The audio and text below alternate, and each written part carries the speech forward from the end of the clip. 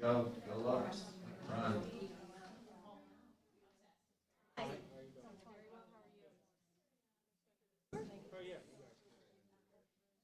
Um, I am super grateful that they're, Hi, Brian. again, this whole. Hi, I'm Andrew. I have to tell you, your son was a rock star today. Today for I believe it.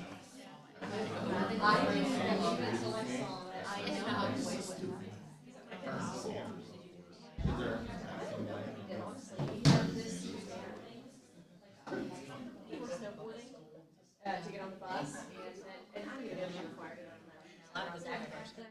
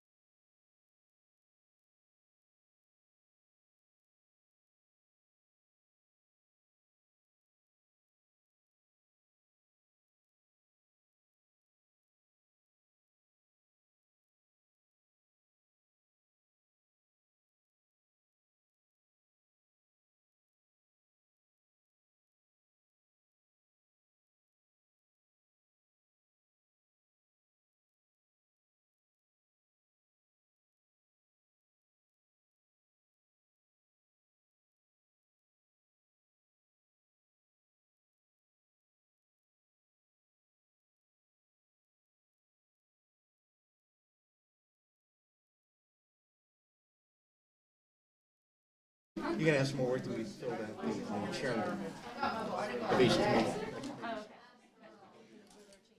Yeah.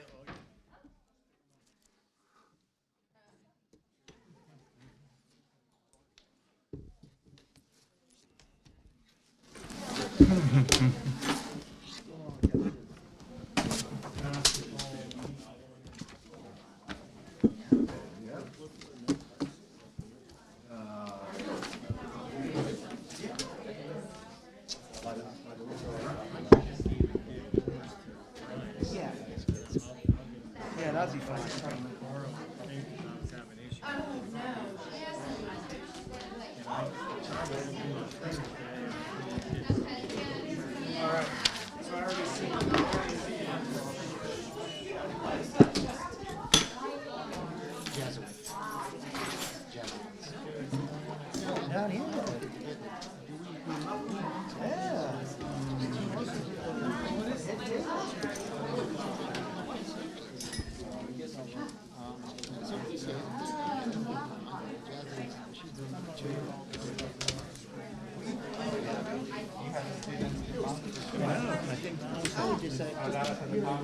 Yeah, I think down, do you have the students of the month? Yes, I do. You do have? Yeah, we're gonna change, I think we're just gonna change it When? as soon as you take over. I saw your brother at church. You can see. He said, oh, tell him before you say hi. I said, I'll see him tomorrow.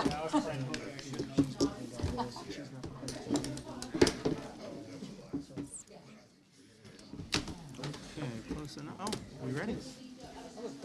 Everybody here?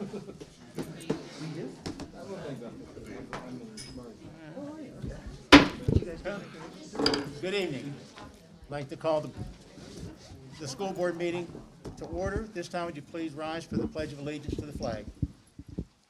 I pledge allegiance to the flag of the United States of America and to the republic for which it stands, one nation, under God, indivisible, with liberty and justice for all. Thank you. All right. This time, we do have to announce that being in the school building, the mask mandate is appropriate, and we do trust that anyone that just chooses not to wear a mask would have their own, doctor's excuse or permission. With that in mind, before I start the meeting, I do want to make some comments. This past week, I was pointed out as not wearing a mask at a little boys' basketball game. My grandson at Penn Middle didn't, when I'm out there with my grandson, my mask was over my ear. So I did wear I wasn't unmasked, I wore it when I went into the building, I wore it when I was in a group, but if the person that took the picture that puts me on Facebook would have had the courage or time to come over and talk to me, they might have known that I have a written mask exemption.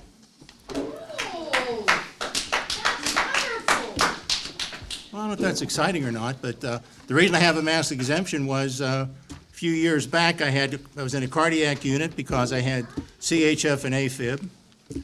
And also I wear a mask every night because I have a BiPAP machine. I was so bad that the doctor, when I went for my sleep study, they actually woke me up in the middle of the night and said, "Sir, would you go home? You quit breathing too much and you're scaring us." So that was that. January 2019, my medications were changed for my AFib and CHF. And since that time, I do take the medication. December 2020, a year ago, I was admitted, and why COVID's so important to us. I was actually in the hospital in the ICU. I was transported by ambulance to a bigger hospital because I was going downhill. And I was one step away from the ventilator. I thank God that he healed me because only 3 days in ICU, 5 days in the hospital, came home and it was only 3 days on oxygen. Since that time, I'm very, very thankful. But as a result of that, my physician gave me a medical exemption that it's not wise for me not to have to wear a mask because if I stop breathing, don't breathe properly, it's not healthy for me. So I always have with me my exemption status. But I do choose to wear a mask as an example for our students. And I do tendency to put that on. And so I just wanted to leave that. In fact, I was even criticized that I didn't wear my mask at church. So I don't know if people know that, but churches are optional. But yet someone pointed that out, that you didn't wear a mask at church. Sorry if I offended somebody. But anyway, just to let you be aware of that. And so if you don't see me with the mask all the time, that is why. Trying to still be a good example for our students. I'll be stepping down as as president. This is a procedural issue. It has nothing to do with that. Every year, we have a one-year term. The people that founded this, I should say our predecessors on the board thought it was a good idea that no president stay for 2 years. We don't want any one person to think they have more power, authority than someone else. So it's a yearly rotation. We don't vote on it, we don't elect, well, technically it will be elected, but it's a matter of someone taking up the authority and being the head that has to sign the papers and use the gavel. So this is the night that I get to pass it on, and at this time, I'm going to be asking, let's see, Mr. Lego, would you be willing to be temporary president? Let's do the roll call first. All right, keep me in line. All right, Mrs. Issing. Here? Mr. Kachasik. Here. Dr. Costo. Here. Mr. Bill Leonard, absent. Mr. Dallas Leonard. Here. Mr. Matarazzo. Here. Mr. Neiman. Here. Mr. Petrucci. Is absent. Mr. Stovall. Here. All right, you have a quorum, Mr. President. Thank you, sir. You're welcome. All right.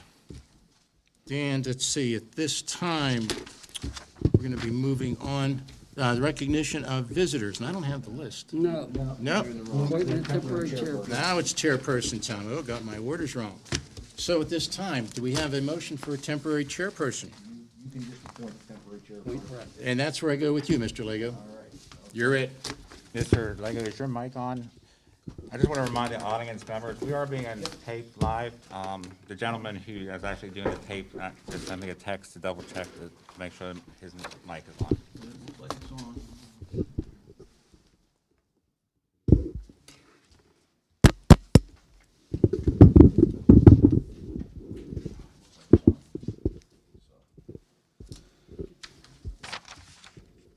Okay, so under communications, I am going to read the certificates of election for the November general election.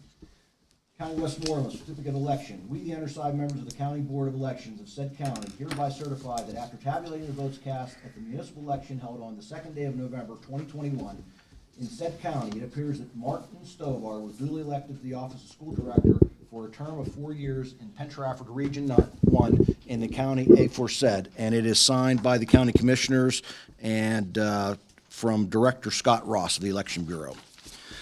County of Westmoreland, certificate of election. We, the undersigned members of the County Board of Elections of said county, hereby certify that after tabulating the votes cast at the municipal election held on the second day of November 2021, in said county, it appears that Richard Nemec was duly elected to the office of school director for a term of 4 years in Penn Trafford Region 2 in the county aforesaid, and it is signed by the county commissioners. County of Westmoreland, certificate of election. We, the undersigned members of the County Board of Election of said county, hereby certify that after tabulating the votes cast at the municipal election held on the second day of November 2021, in said county, it appears that Brian L. Klein was duly elected to the office of school director for a term of 4 years in Penn Trafford Region 2 in the county aforesaid. It is signed by the county commissioners. County of Westmoreland, certificate of election. We, the undersigned members of the County Board of Elections of said county, hereby certify that after tabulating the votes cast at the municipal election held on the second day of November 2021 in said county, it appears that Tony M. Issing was duly elected to the office of school director for a term of 4 years in Penn Trafford Region 3 in the county aforesaid, and is signed by the county commissioners.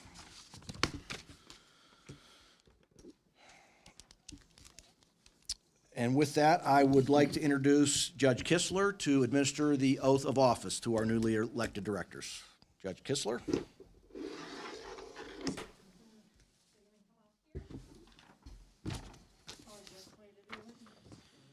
want to get the mic out there?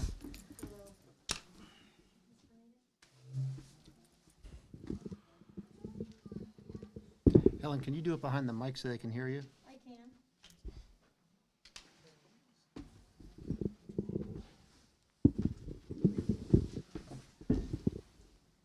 All right, so, Make sure that's, is it on?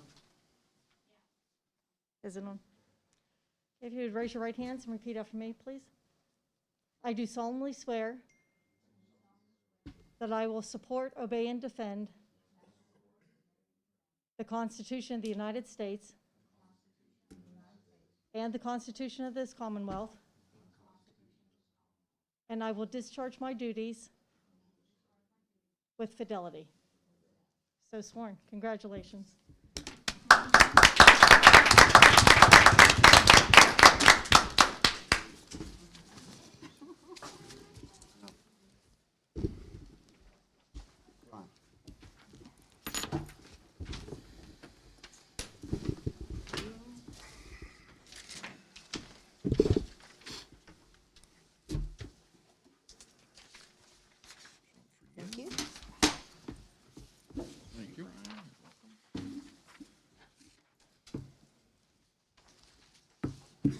I wanted to thank Bill Leonard. He didn't run again, but during the time he was here, he was very instrumental in helping with our building security, as well as the JROTC program that we added in connection with Norrin School District. So both programs I value very greatly because the security is needed, and so is the JROTC. Okay, so at this time, we're gonna have the election of officers. So I would accept the nomination for the office of president. Somebody? Dallas Leonard. All right, Dallas Leonard nominated by Phil Kachasik. Are there any other nominations? Are there any other nominations? Are there any other nominations? Hearing none, I will entertain a motion to close the nominations. Motion. Second. Is there a question on the motion? Question. All right, if there are no objections, the chair will conduct a voice vote. All in favor of Dallas Leonard for president, say aye. Aye. Any opposed? Nay. Okay, Mr. Leonard, you are the new president of the Penn Trafford School Board for 2022.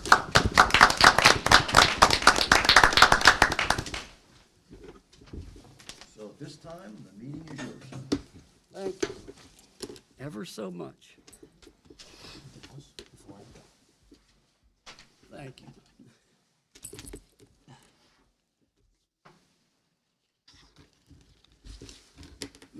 Didn't have far to move. Okay. My first order would be to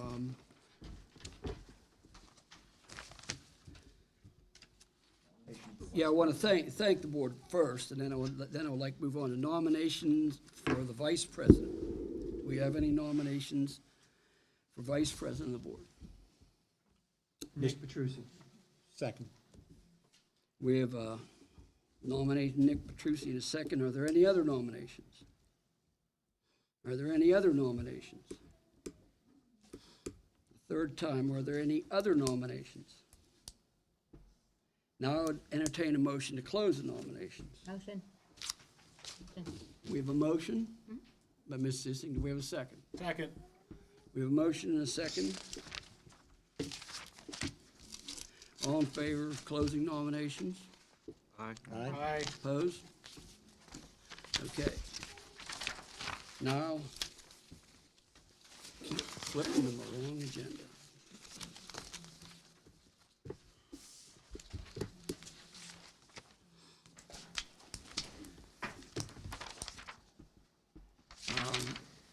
Guess we should vote on Nick's nomination, right? I think you just did. Now we're on to establishing the meeting date. Okay, now we have may I have a motion to establish a date, time, and place for regular monthly board and superintendent's informational committee meetings for 2022? Motion. Second. We have a motion and a second. The list is published and it's available for anybody that wants it. Do we have any questions on the motion? All in favor, aye. Aye. Opposed, nay. Motion carries. Now I have a motion to authorize the Secretary of the Board of the School Directors, Brett Lago, to use a facsimile signature of myself, Dallas Leonard, the newly elected President of the Board of School Directors, and to further authorize the Secretary to file the required documents with the Department of Education. Motion. Second. We have a motion and a second. All in favor, aye. Aye. Opposed, nay. Motion carries. Okay, now we need may I have a motion to appoint Mr. Jim Matarazzo as the district's legislative council representative and Mrs. Toning Ising as the alternate representation. Second. We have a motion.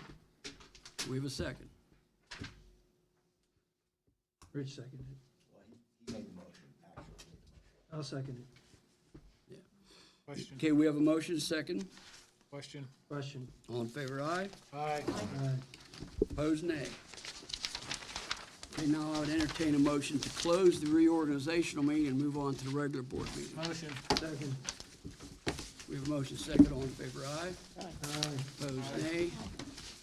Okay, I will now call the regular board meeting to to order at approximately 7:15. And I now call the December 16th regular board meeting to order, and we will now have a new roll call with our new organization. Mrs. Ising. Here. Mr. Klein. Present. Mr. Kachasik. Here. Dr. Costo. Here. Mr. Dallas Leonard. Here, Mr. Matarazzo. Here. Mr. Neiman. Here. Mr. Trucy is absent, and Mr. Stovall. Here. You have a quorum, Mr. President. we do. Okay, we'll now receive information from Dr. Harris. All right, thank you, Mr. Leonard. First of all, I want to have you give us the Westmoreland Intermediate Unit information. Okay.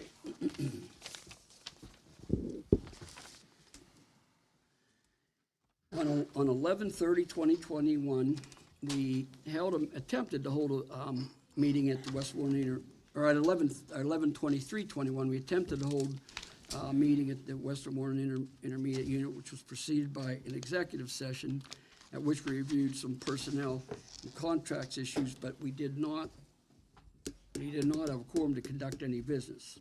So we rescheduled that meeting, actually, for 11/30/2021, and that meeting on 11/30/2021 was called to order at 6 o'clock with 5 members present by virtual, which was a total of 10, which was a quorum at the time. 9's a quorum. We had 7 absent. All committees gave reports on the committee meetings. My committee is the WIU Technology Infrastructure, and I gave my my brief report. All financial reports and bills were reviewed and approved, as well as ratification of all those investments. A very brief foundation report was also presented. And the executive director, Dr. Conway, gave his report as follows. We discussed on the 50th anniversary of the IU at a time capsule project be worked on. Review of the health and safety plan, possible revisions are pending. Reviewed the comprehensive planning, ramping up to meet the August 2022 deadline for the completion. Discussed creating a full-time ESL teachers positions versus current part-time teachers. Reviewed the status of board members and current board members. There were 2 leaving, and quite a number need to be reappointed by their school districts. 9 total. And under our Human Resources Committee, we had 4 resignations, 1 maternity leave, 1 new teacher hire, 1 new SLA hired, and several other positions replaced. Under curriculum service, we approved 2 standard agreements. Under financial services, 2 other agreements also were approved. Student services, 7 services agreement reviews and approved. Technical and infrastructure, that was my committee. There was 1 service agreement and permission given to move forward with the approvals to process proposed meeting room renovations pending PDE approval. And we held the IU school board elections. The president we had to elect an interim president because the current president, Mr. Scheinert's term was not complete, but he did not get reelected at Franklin. So Mike Prekarsik was elected to finish his term, and Dallas Leonard was elected vice president to finish Mr. Prekarsik's unfinished term. And we also reviewed and approved various policies. And then we held a second executive session at 7:20, at which times Dr. Conway reviewed a personnel disciplinary matter and updated us on the status of the classroom assistance contract and a tentative agreement which was reached. Hopefully in January, that'll be finalized. Our executive session lasted 26 minutes and came out at 8:05, at which time the meeting was adjourned.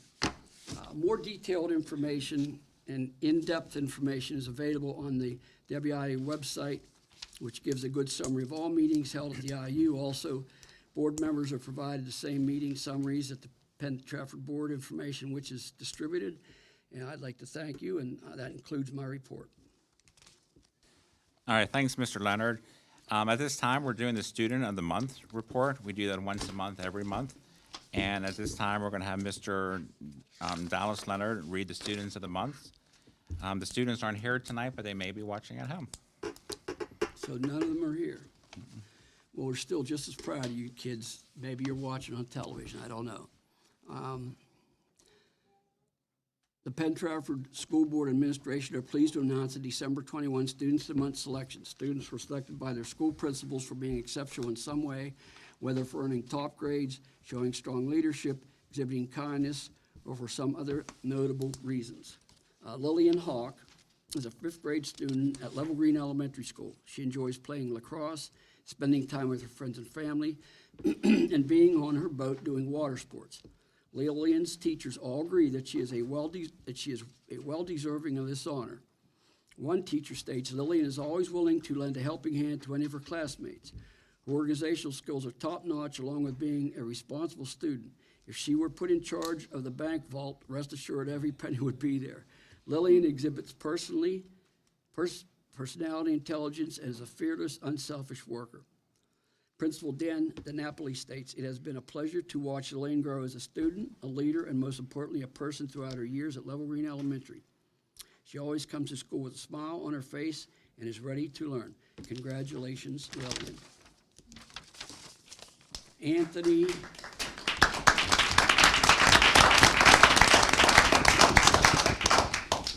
Aubrey Brook is a 5th grade student at Trafford Elementary School. Aubrey enjoys being a Girl Scout, dancing, roller skating, and most importantly, spending a lot of time with her family. Aubrey's teacher, Ms. Zombeck, states, "Aubrey is sunshine personified. She is never in a bad mood and makes everyone happy to be around her. She is hardworking, diligent about her work, and a good friend. She adapts well to setbacks and works hard to overcome any struggles she may have. All the kids love her." Another teacher, Mr. Martinelli, commented, "Aubrey has made tremendous strides academically since the beginning of the school year. Her perseverance and determination to be the best she can be has paid off. She is extremely kind and is always willing to help others whenever the opportunity arises. Congratulations, Aubrey."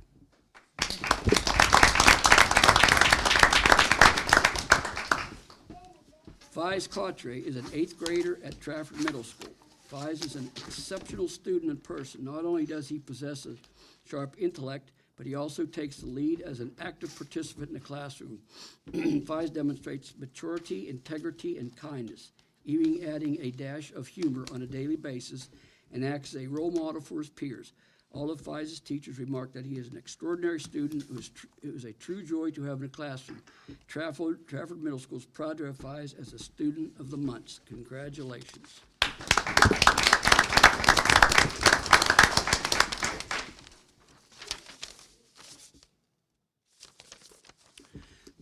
Rihanna Bumbaugh is a 12th grader at Penn Trafford High School. She is a natural-born leader and is destined to inspire others.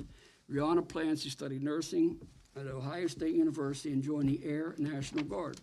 She hopes to eventually become a pilot. Rihanna is involved in the school's peer buddy program, is an office assistant in the guidance suite. She is always friendly, polite, and compassionate when students walk into the guidance office. She looks forward to being a nurse's assistant and helping Nurse Poppage during the 2nd semester. Teacher Ms. Mayu Papelli commented on Rihanna's high level of organization and insight. She is caring and reflective of others. She has a driving force for change that only she can be satisfied when she sees others' understanding of humanity. Mrs.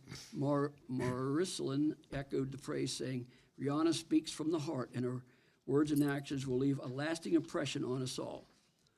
As the principal, and this is a quote, "I feel we are all extremely blessed to have had the chance to get to know Rihanna," commented Mr. Aquilio. "She has a bright and successful future ahead of her and will make PT proud. Congratulations, Rihanna."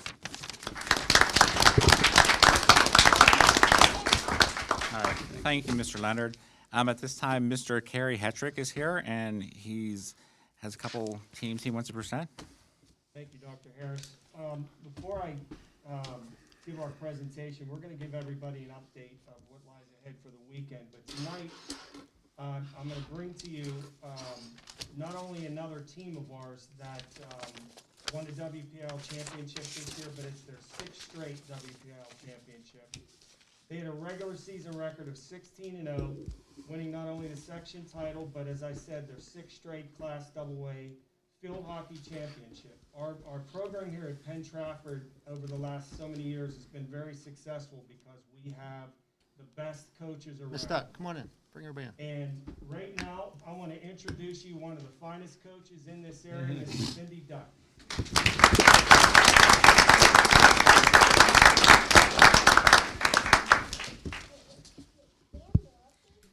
Hi, guys. Thank you so much for inviting us here tonight. Members of the school board and administration, I need to thank you so much for supporting the program. You've seen the success we've had. I'd especially like to thank Mr. Kerry Hetrick and Renee Martz and our trainers, Lauren, Jen, and Autumn. And I'd like to take a moment to thank Mr. Sullivan, because if Mr. Sullivan was unable to work my schedule, this would not be possible. So he made it possible for me to get out and coach on time and minimally impact my teaching duties. So some of the girls are with me here, and my coaches and our booster president, but I'll say a little bit about our season. 2021 was a very special season. We graduated 9 starters last year, and so our opponents thought that we were rebuilding, okay? But these girls knew otherwise. Our players had the will and the skill to step up and to play another undefeated WPIAL season and bring home our 7th WPIAL title and our 6th consecutive. It's especially notable given that some of our players had 2 years or less of field hockey experience underneath their belt. Historically, the reporters always ask after that state play-in game or the state game, what is it going to take to compete with teams from the East? And then they tell me what, you know, Pine Richland says or Shadyside says, and I know from my experience, because I'm from the East, is in order to compete with the East, you need consistent, competitive youth programs, which we don't have here. Fleetwood, the team we lost to, had a team packed with girls that had started playing in elementary school, most of those starters in kindergarten. That's what we do back east. We give them field hockey sticks. But right now, the girls that are representing us here and our other very experienced players, they all started with the Greensburg YWCA program. So for us to be able to compete with the East, we need to continue or consider maybe adding field hockey to the gym classes or something so we can get some sticks in hands. But in any event, I am privileged to be called coach by these fine, talented young women, and I'm very, very proud of them and the work that they put in every day. I want to mention our honorees for the WPIAL. We have... Before you do, Ms. Todd, and Steve sent me something at the microphone, if you can... Say this again? If you could speak more directly. Closer, Yeah, okay. sorry. Is it, hold on. Okay. Okay, our WPIAL selected players are Delaney Shusko, Peyton Nicastro, who's here with us today. Raise your hand.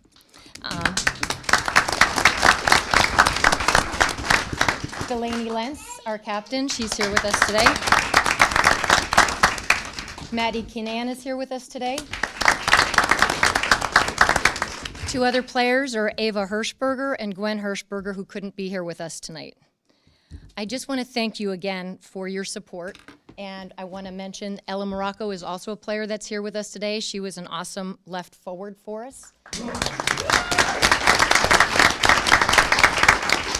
Mert Driscoll, who's been with the program since we started this back in the early 2000s. Some of these kids probably weren't even out of diapers. And then our booster president is Mrs. Keenan right over there, Christy Keenan. And without all of these people working together, we wouldn't be as successful as we are. And if it weren't for Mr. Hetrick holding us up and supporting us as every way he can, it might not be as good. So I just want to thank you so much for everything you guys do to allow these girls to have the opportunity. So thank you.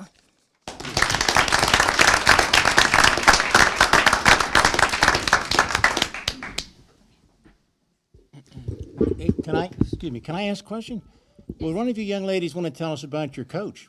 Because I heard she's a very special coach. Would one of you want to say something about her? There you go. Don't fight. Please. I think honestly, a team means having a great group of girls that'll all work together, but you can't have a team that can go on the field and put on the show that we put on without an awesome coach. Because while we're working out there on the field, Coach Dutt is always working behind the scenes and constantly encouraging. We always joke that she never sleeps because honestly, some of us don't think she does, because she's always coming up with practice plans and new things to pull out in games. And we can't have our success without her. So I'd like to thank her and the rest of the coaching staff. We have an amazing coaching staff. Well put. Thank you. I don't really think I can say anything that isn't evident when you see the girls on our team and how they play and how they respect each other and the staff. But our coach is really special. I haven't seen a woman who loves her team and her girls like her own, and it's really special to be a part of. And, you know, this season is the reason, you know, she says it keeps her going, and I also know it's the reason why she's up at night. So it's really nice to have someone who's willing to put in all the effort and go the extra mile, especially with COVID and all of the stuff that's happening, the craziness. So I would also like to thank her and all of the people who helped our season be as great as it was. Very well.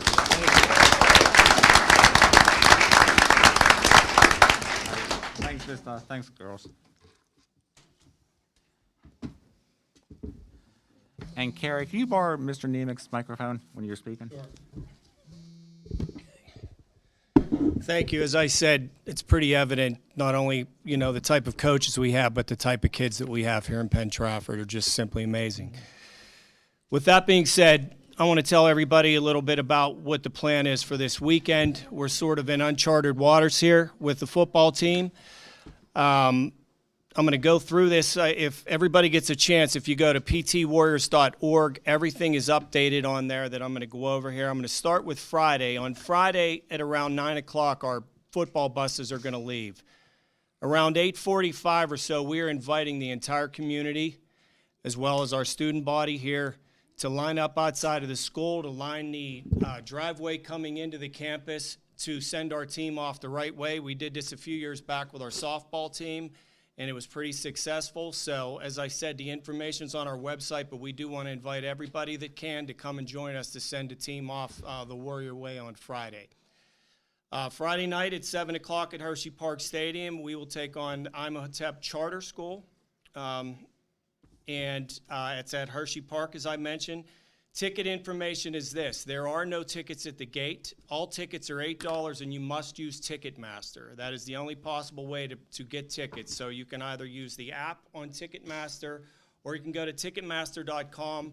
You can buy your tickets, and you can print them off, and you can show up with a printout. So it either has to be a printout or the app on your phone. That is the only way you can gain admission. It's a cashless venue, is what I've been told. So as far as the broadcast goes, there are a few more options this time around. For everybody that did pay the money last week for the NFHS streaming, if you purchase that, you still will be able to use that. And along with that, you'll be able to watch all 6 games that happen over Thursday, Friday, and Saturday.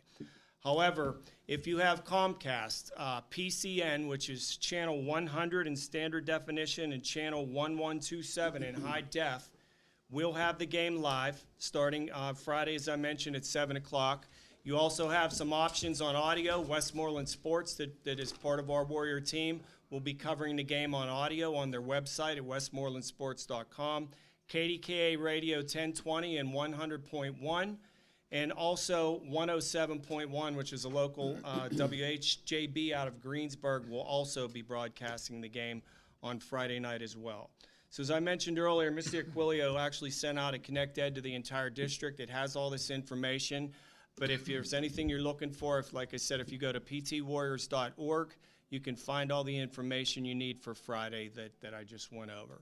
And while I have this chance too, I want to thank the entire community for anybody that witnessed not only Heinz Field and the crowd that we had there, but the reception that happened when the team came back. It just shows you what this community's made of. It's top notch.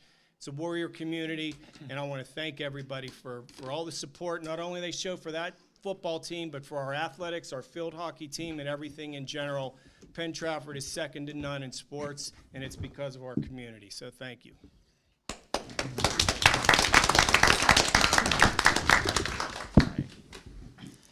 Tonight we have the high school program of studies that will be reviewed, and we have to update. Each year we add different classes and make some changes. It's getting harder with the amount of classes we do have, including 17 AP classes, 48 dual enrollment classes, and 24 career tech opportunities. 8th grade scheduling night is already scheduled for January 12th, so the 8th graders are going to get ready to come scheduled, so that's the night that they're going to have scheduling night.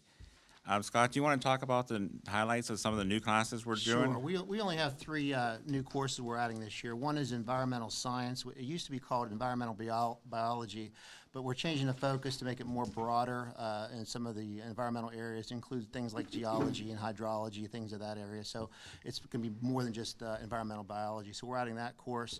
We're also adding drawing and painting 3. We have drawing and painting 1 and 2, but now we're adding a third level of that. With that, we're also removing some of the basic Art 1, Art 2, and Art 3 classes that have some low enrollment, so we won't have any staffing issues. But we continually do that. Whenever we see rises and falls in enrollment, we look at those courses and try to make adjustments to meet the needs of the students. We're also adding a video lab. As you know, with all of our video courses, there's a tremendous amount of editing that takes place behind the scenes. So when those kids are shooting videos and working on their project, there's a tremendous amount of time and effort they need to take to work on their project. So instead of having a study hall, they would be in the video room working on that editing process, similar to a chemistry lab where they're doing a lab or something like that. So it's an extension of the coursework that they're already doing. They just need time to work on their project. So those are the 3 courses that we're adding: video lab, drawing and painting 3, and environmental science. Okay. This month, in addition to all the things going on with sports, we have a lot of updates for concerts for the choir, the band, encore, drama presentations. Last week, we had the Trafford Middle School Choir and the Penn Middle School Band concert for parents. This week, we have Penn Middle School and Penn Trafford High School Choir. Next week, Trafford Middle School Band and Penn Trafford High School Band. Concert will take place, and Encore, which is our one that goes out to all the elementary schools. They do the ever so popular fruitcake, will be at the elementary schools the last week of the month. The elementary band concert is on the 20th at the high school. Penn Middle School Drama Club will be putting on A Christmas Carol on the 17th and 18th. And all of this ends with the end of the month, or actually the first part of next year, January 1st to January 6th. The high school band and chorus are both going to Disney to perform as well. So it's grateful to see all these opportunities for the kids in the band and the chorus and the concert. So, and a robotics competition was supposed to take place this week on Thursday and Friday, but they moved it to next week due to the state football game. But I'm happy that we're still able to have it and host the event because the kids work so hard on the robotics classes and competition, and they work very hard to prepare for this competition. Make-A-Wish annual telethon is on December 21st. The telethon is put together by Steve Vinton and the high school students in the video class. However, students across the district are featured throughout the day performing. More information will come out to parents as how to watch it and view it. But once again, Penn Trafford staff and students have outdone themselves. In order to prepare for the Make-A-Wish telethon, we have beat our total number of letters delivered again. On December 3rd, Letters to Macy's on National Believe Day, which means every letter is worth double dollar day, was delivered. This year, we delivered 20,200 letters to Macy's on National Believe Day. Since the letters were delivered on this day, Make-A-Wish receives $40,400. It takes approximately $4,400 to grant one wish. So I want to thank the teachers, Christy Cerruti, and Megan Coleman for handling this project, and all the teachers and students for supporting the project. Also, this past week, the final collection for Stuff a Truck collection took place in accordance with the Penn Township Police, and once again, they outdid themselves with a number of toys and things raised for the kids. This past week, Dr. Amy Horvath, the high school vice principal, had Shape the Sky speaker present parents with the social media and different apps. There were a lot of good information received, but the attendance was very low. The high school guidance counselors, along with Dr. Horvath, will continue to plan further parental workshops for the year.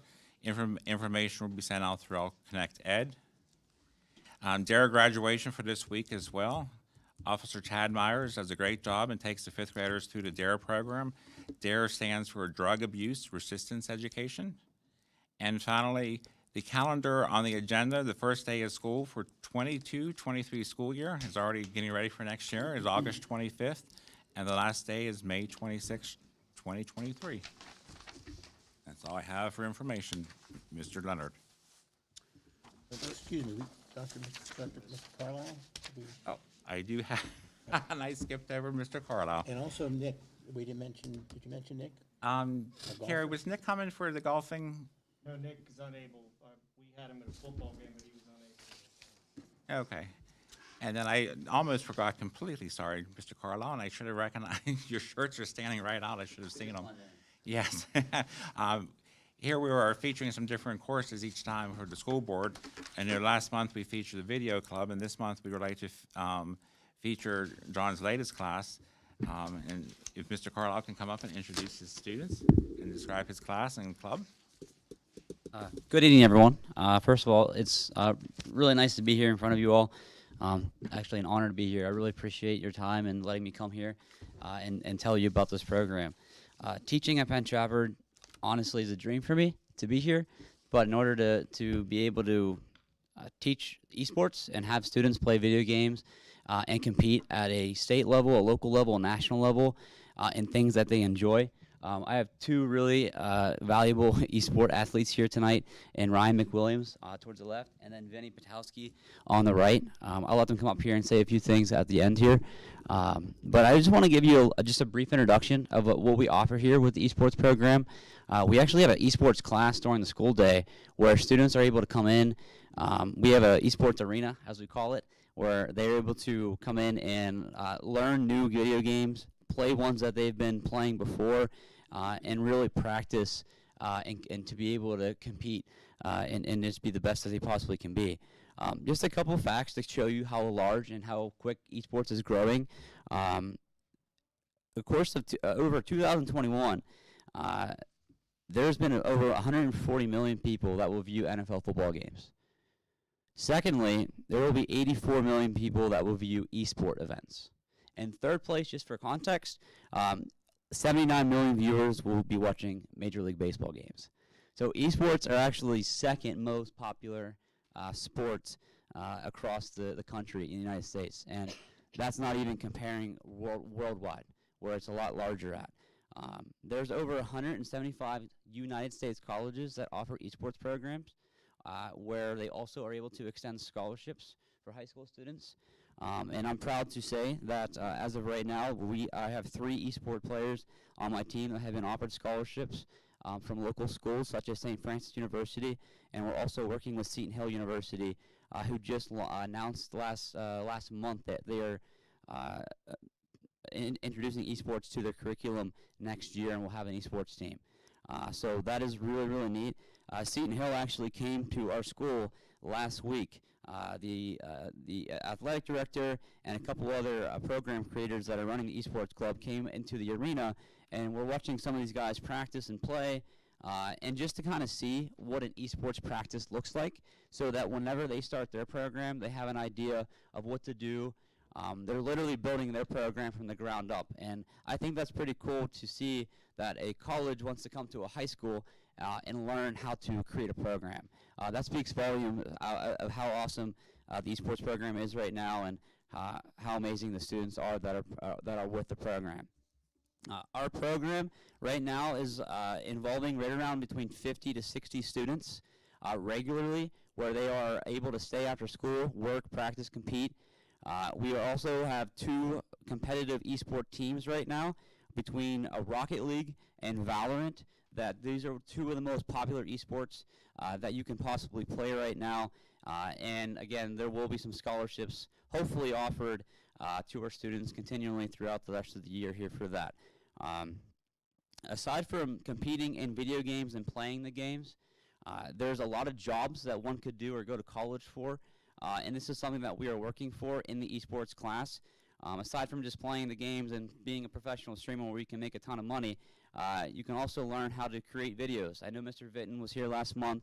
He does an absolutely incredible job, and I think working with and being a content creator is something that students can really do and be successful with, and they can learn that in this course, along with computer programming, hardware and software engineering as well.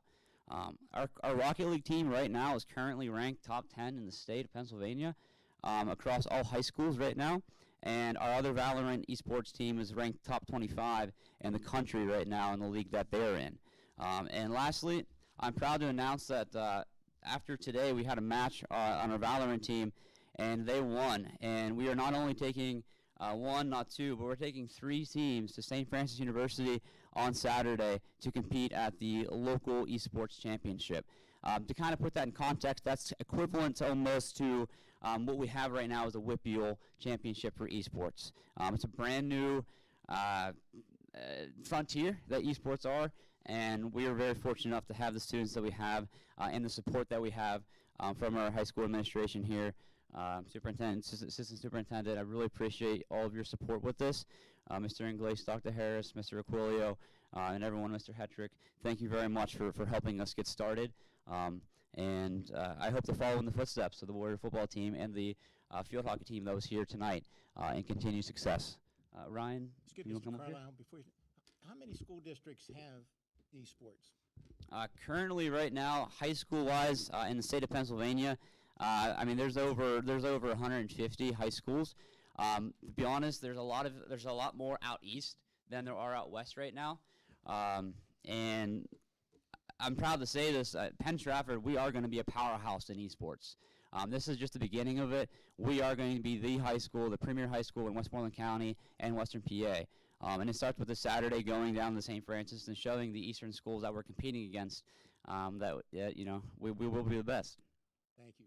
Thank you very much.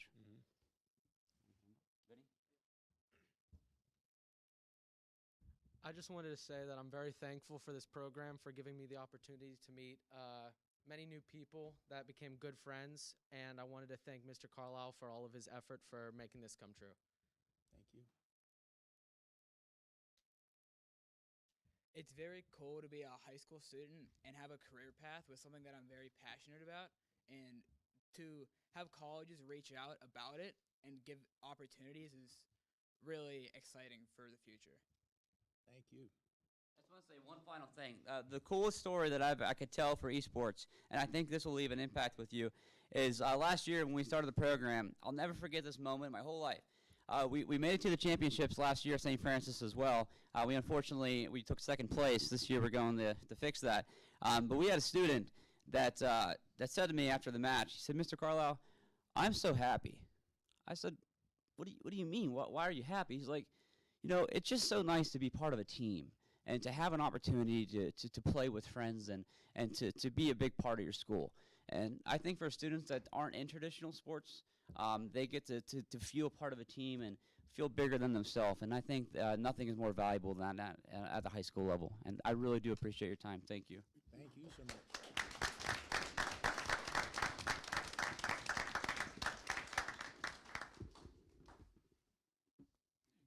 No, that's all I have for information. Okay, now we'll move on to one of our favorite times.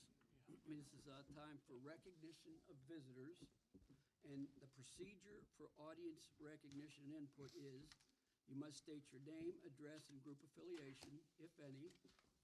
Your statements will be limited to 5 minutes in duration. All statements shall be directed to the president. No participant may address or question a board member individually. You may be interrupted if your statement is too lengthy, personally direct, abusive, obscene, or irrelevant. I have a list of residents who wish to address the board.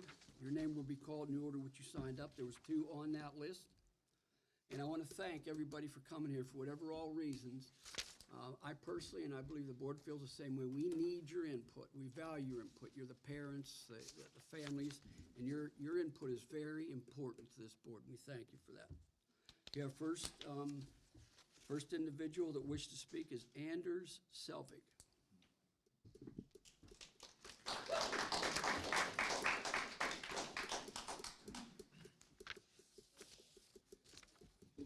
My name's Andrew Selvig.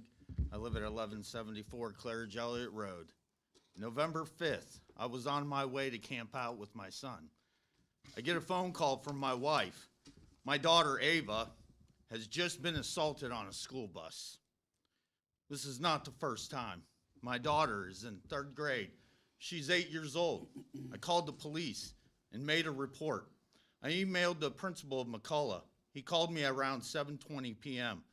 I asked Mr. Morasti, what will you do to guarantee my daughter's safety? His response is, I can't do anything on the bus. What do you expect me to do? He asked. Once they leave, it's out of my control. I told him, I will see the video. He said, okay. Hold on. On Monday, November 8th, my wife, Ava, and I watched a terrifying video. They are on a short bus which has seat belts. All the kids are standing, including my daughter. They are jumping around seat to seat. A girl pours sugar in Ava's hair. Ava tries to get it out. The girl reaches towards her, but Ava doesn't want her to touch her. Next, they go off camera. Kids begin screaming. They're fighting. The girl unexpectedly grabs my daughter in a chokehold from behind. She slams her head into a seat, nearly knocking a tooth completely out. It came out minutes after she got home. My daughter's neck could have been broken, and she could have been dead. Ava's bleeding. The driver does nothing. He never looks back or gives her any first aid. My 8-year-old daughter is bleeding and in pain. Other students plead with the driver to help her, but nothing. Not once did the driver of 22 years even say, take your seats or calm down. I asked if this girl had a history of bullying. Mr. Morasti lied to me. He said no. I've heard from over 3 other parents claiming this girl has created issues. After that meeting, I got no updates on what was going on. I was left in the dark as if my daughter was the bully. I was met with frustration when I tried to get answers. I asked multiple times for a parent-to-parent meeting. Mr. Morasti said he would never set up a meeting like that. Why do our school staff feel safe lying to parents and sweeping reports of bullying under the rug? Your sovereign immunity is the problem, which keeps staff from being held accountable. It is good for other things, such as if someone drives over this embankment here and gets killed going down into football stadium.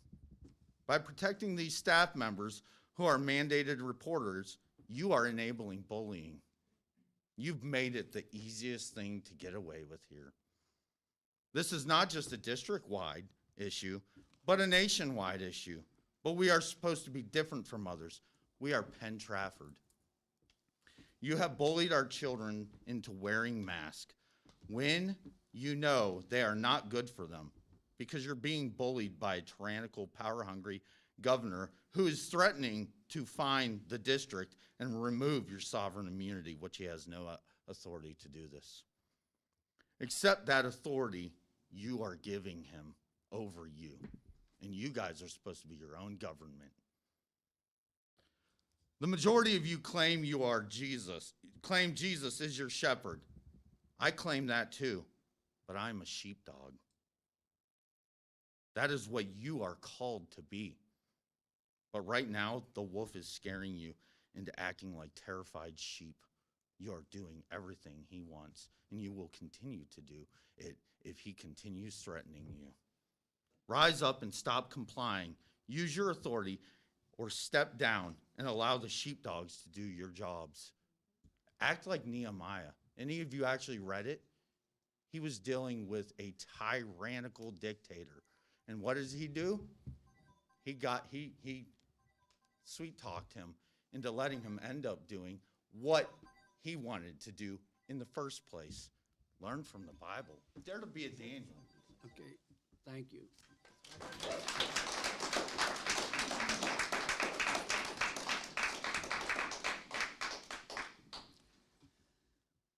Okay, our next person that is signed up is Diana Allen.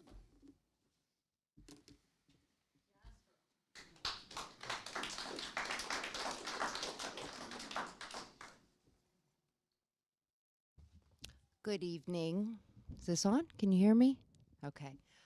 Before I get started, really quickly, just two observations. Number one, is Christine Lane, our solicitor, here? Mr. Corns is here, Michael Corns is here tonight. Okay, you're representing the firm? Okay, thank you. And secondly, and I hope this isn't absorbing any of my time, when students speak in class, are they also allowed to remove their masks? Can anybody? When they speak the way we have, are they allowed to remove their masks? Dr. Harris? I'm not in the classrooms. The teachers probably saying. Okay. I just, two clarifications. I thank you for those answers. Okay. Now we can get started. Good evening. My name is Diana Allen. I reside at 24 Pheasant Run Drive. We are now on day 633 of 2 weeks to slow the spread. That means that the governor's office has unconstitutionally locked down our families, quarantined our healthy children, forced medical devices on their faces, and subjected them to physical and mental abuse for 633 days. This isn't a health and safety measure.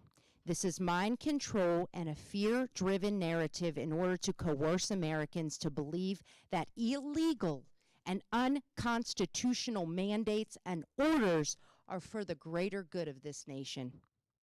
On November 10th, the Commonwealth Court of Pennsylvania deemed Acting Secretary of Health Allison Beam's mask mandate to be void ab initio because the Secretary's actions were, and I quote, contrary to Pennsylvania's existing law. Following the appeal, a stay order was put into place. However, the plaintiffs challenged that stay order, and a judge lifted it because it was likely to win on appeal, and I quote the judge, leaving this mandate in place would cause irreparable harm. Josh Shapiro then filed an appeal with the PA Supreme Court, and now the circus continues. On November 19th, I received a phone call from Dr. Harris, Mr. Ingles, and Mr. Lego. We spoke for about an hour in length. I'm going to give a quick recap of that conversation. Number one, the school board refused to hold an emergency meeting to address the illegal mandate.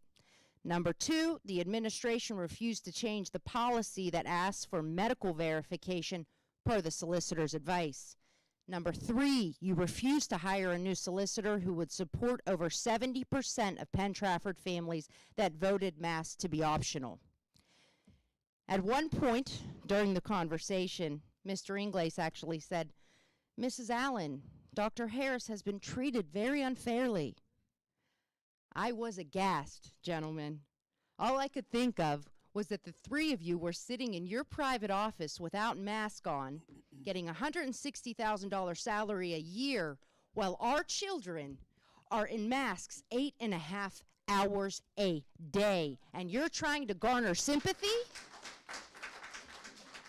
Lastly, you made it very clear, you made this abundantly clear to me, and I gave you many opportunities, that you're refusing children their right to public education, forcing these petri dishes on their faces for 8+ hours a day, that they can't breathe, they suffer from headaches, anxiety, and it's created learning disabilities. You will always comply with the state in order to protect yourselves with sovereign immunity. That was abundantly clear. The reality is this, ladies and gentlemen, teachers' unions run the show and spineless politicians do their bidding. The Pennsylvania State Education Association Union donated $2.4 million to Governor Wolf's campaign. That is a fact. You all might be bought, but our children are not for sale. If the administration, the school board, and the solicitor refuse to lift this illegal order, I am very respectfully asking you to resign. You are no longer capable of representing the majority of this school district. And I encourage every single parent to relentlessly pursue these individuals until we are heard and until our children are free. In closing, I want to remind all of you what took place in the summer of 2020. There were violent riots all over this country. While I don't condone that behavior, I now, for the first time in my life, understand where that frustration, pain, and anger came from. Sometimes you have to burn things down in order to build them back up.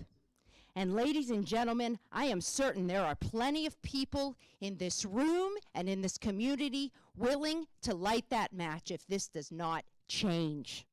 Thank you.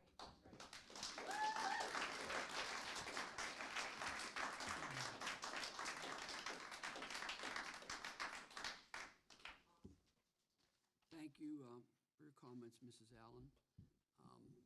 It's now time to go to the old business, and there are no items under old business.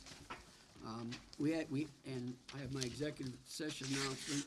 We held an executive session before this meeting from 5:30 to 7, at which time we discussed potential litigation items, various personnel issues, received information on various topics, and discussed board committee assignments. It is now time to move on to the consent agenda. Now, the consent agenda is action items that are considered routine and or which have been previously discussed by the board will be enacted under one motion unless removed by separate action upon board members' requests. Does anybody on the board wish to remove any item from the consent agenda?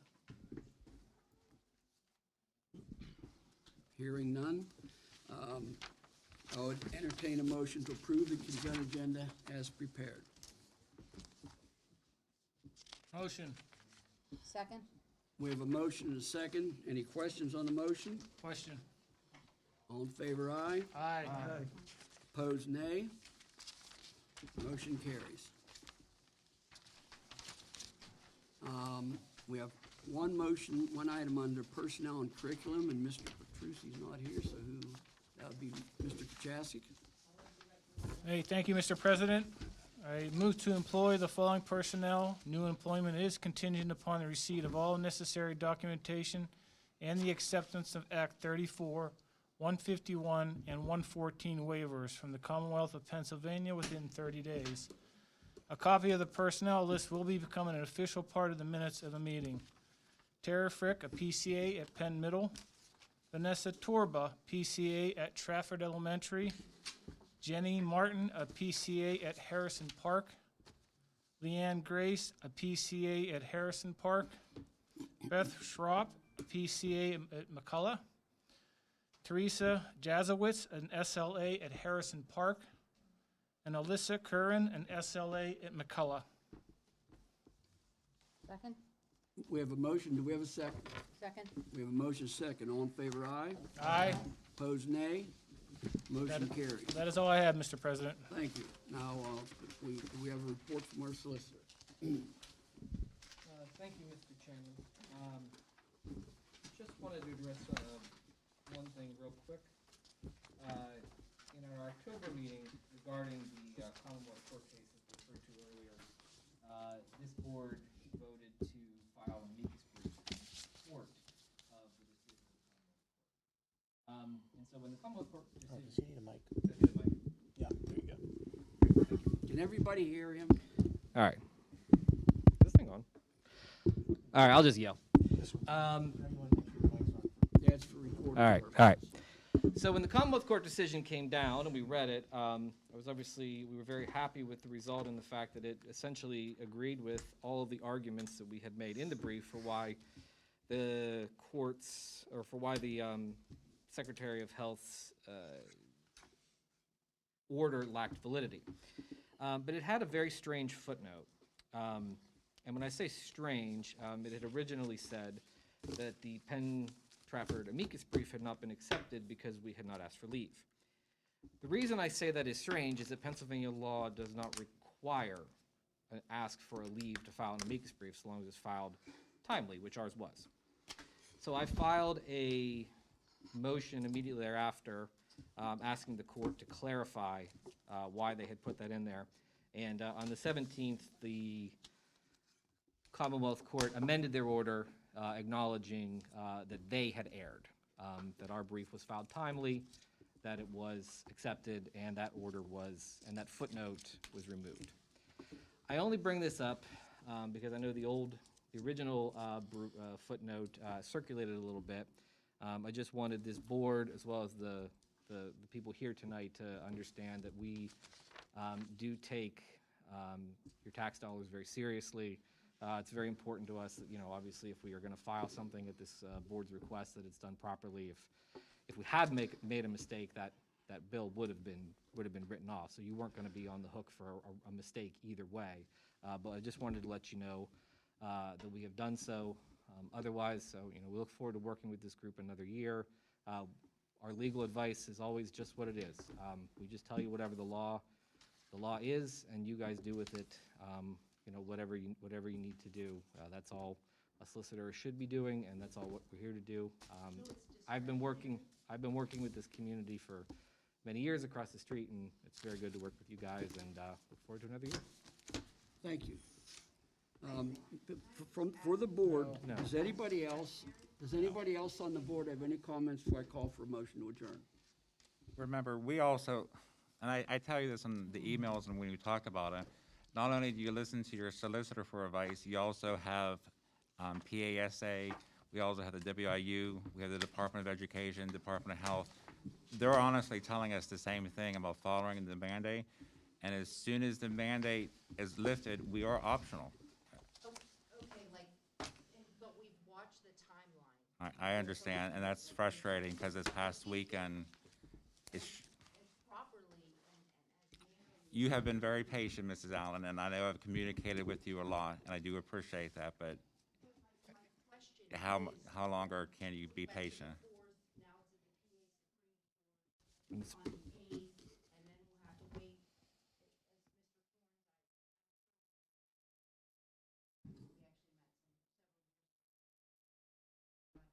Not judge, something else, but yes, yes. So the current, just so everybody knows, I'll keep this up. The current situation is that when the order, the day the order came down, within about 2 hours, as I think you mentioned in your talk, had appealed. That creates something called a supersedious, which has put it in place. As you also mentioned, it was to be lifted on the 4th. That was extended to the 8th. Will the Supreme Court lift it, take it further to the 17th? It is impossible to say. When I said that I give advice, I am just telling the board the legalities. And when I say that what they do with it is there, I'm not saying that this is discretionary, but what I'm saying is, they have to know the potential consequences for all the action, and that's all that we communicate. And if you look around, if you look at our neighboring school districts, if you look at other school districts who maybe have attempted to go against the law, they've frankly, turned around the other way very quickly because of the exact reasons we have given. So I just wanted to, I don't want to get to a back and forth. I just wanted to say that while I'm here. And again, I appreciate everybody coming out to talk. Thank you, Mr. President.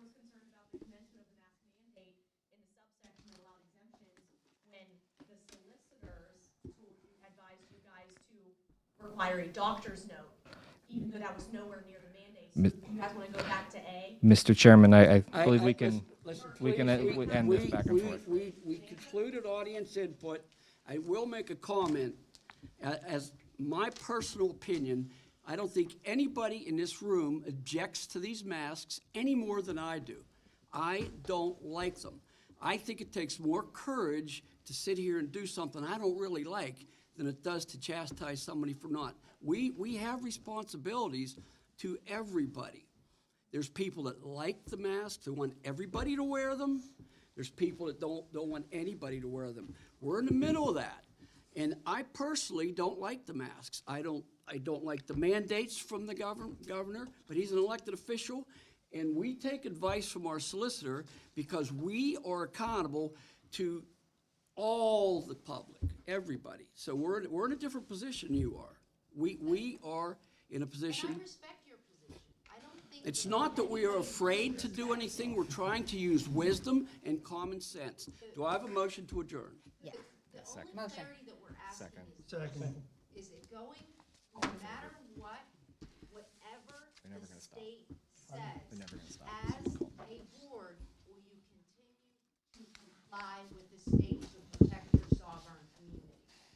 Because that's what we need to know, if that's indefinite. And I'll be Mr. glad- Chairman, there's a motion and a We have a second. motion. There's a motion and a second on the floor to We adjourn. have a motion second. All in favor, aye? Aye. Opposed, nay. Meeting is adjourned. Thank you.